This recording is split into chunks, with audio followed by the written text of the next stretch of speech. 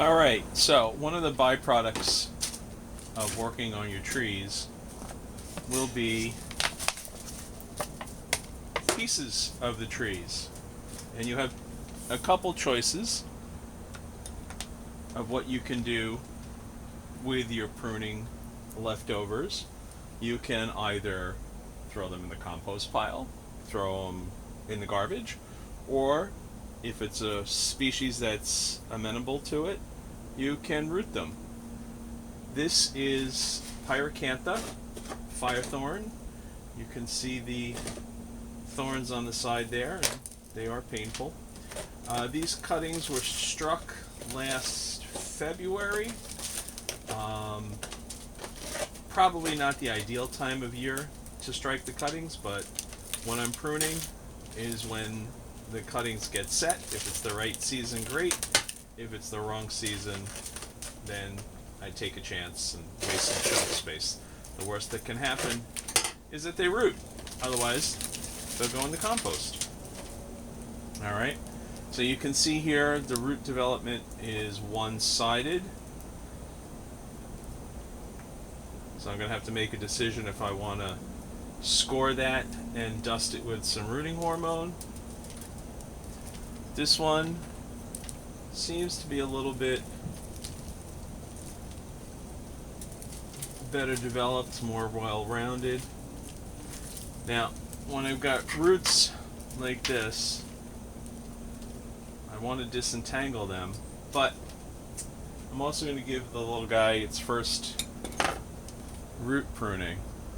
Now, the other thing I'm thinking about is long-term, where is this going to go? Where are the surface roots going to be?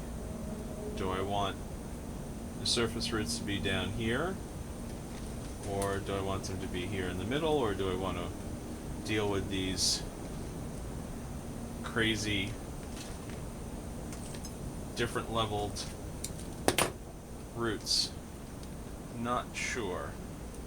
So what I'm going to do is I'm going to pot it up, give it a year, and see what it decides.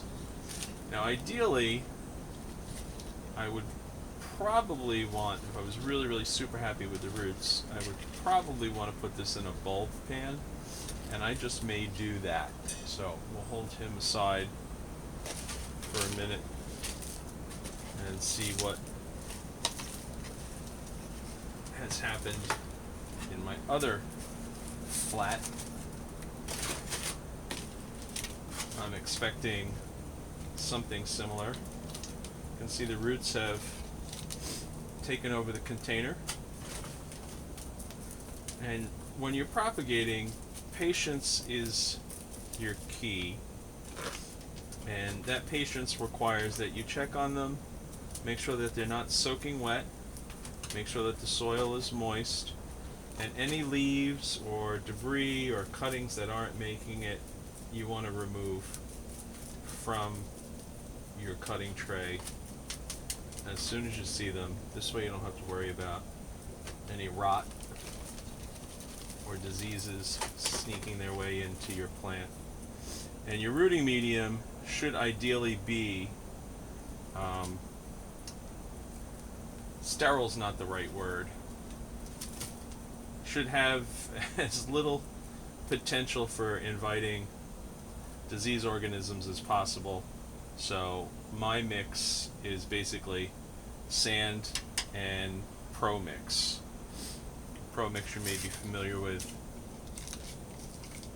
from potting up moisture-loving trees, or even just seeing it in the garden centers. Sometimes even the big box stores will have it. Here's another one-sided development.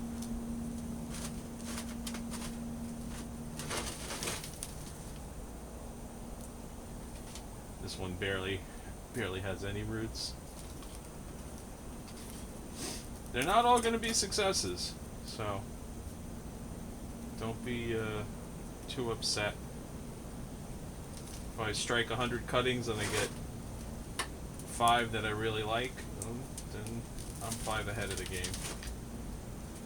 And the other ones you can use for stock plants. That one's nice. Or you could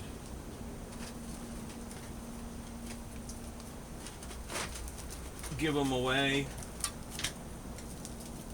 A lot of these plants are good for use in the yard, so you could take your rejects and start building a hedge.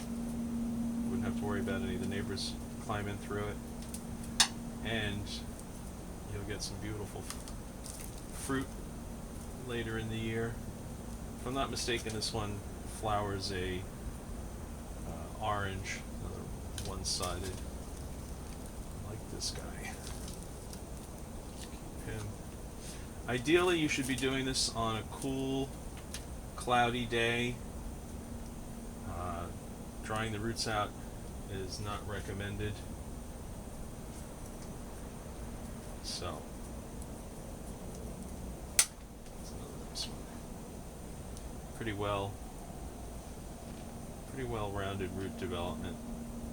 And the other thing you should be thinking about when you're potting these up is, where do you want to go design-wise?